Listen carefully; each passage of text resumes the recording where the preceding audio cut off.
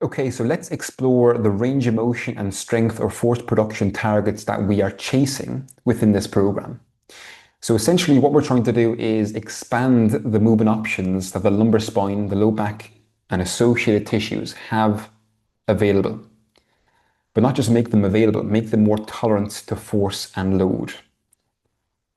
What we need to do initially then, when we're trying to expand movement options, is we have to define what movement is in a very simple way. And people overcomplicate this all the time. From our perspective, and from a very general perspective, movement reflects muscular contraction through a defined range of motion or movement excursion. That's what movement is. We all know those awful diseases that affect how well you can contract a muscle. If you cannot contract the muscle, you cannot move.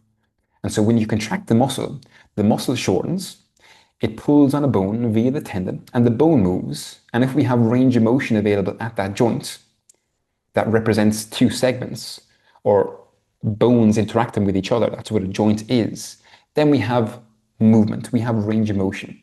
So fundamentally, and again, I appreciate I'm making this extremely simple, but it's important when you utilize our approach at IKEA. And we take this into everything that we do to look at things very simply first, is we have to understand that movement reflects muscular contraction through a range of motion. It needs to be, and people will say, it's not that simple. And I say, well, it needs to be at least that simple first before you start getting more complicated with things. So what we can do then as a result of that understanding is break things down into range of motion components and into muscular contraction or strength and force production components. Okay, now strength, of course, is a very multi-dimensional term. It reflects many different things. Are you producing force fast? Are you producing force slow? Are you producing force at a certain max force capacity? It can reflect many different things, and we can talk about some of that as well. But in general, you are still contracting muscular tissues. What we want to be mindful about then is what action is the joint expressing. So, for example, if we look at the lumbar spine, are we contracting the lumbar flexors? Are we contracting the lumbar extensors? Okay, those would represent our muscular contractions. And we're going to keep it very fundamental within this program. Of course, we have many options and combination of movements around the lumbar spine.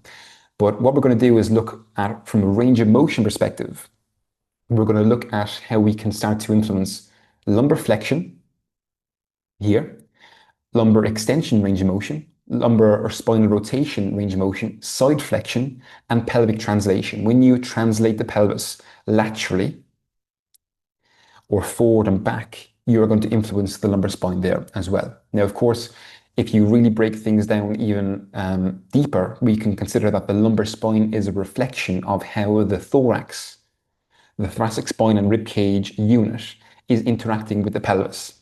When the pelvis moves relative to the thorax, the lumbar spine will move. When you posteriorly tilt and rotate your pelvis, for example, your lumbar spine will begin to flex. When you anteriorly rotate it, your lumbar spine will begin to extend. Okay, and when you move your thorax, your lumbar spine will move as well.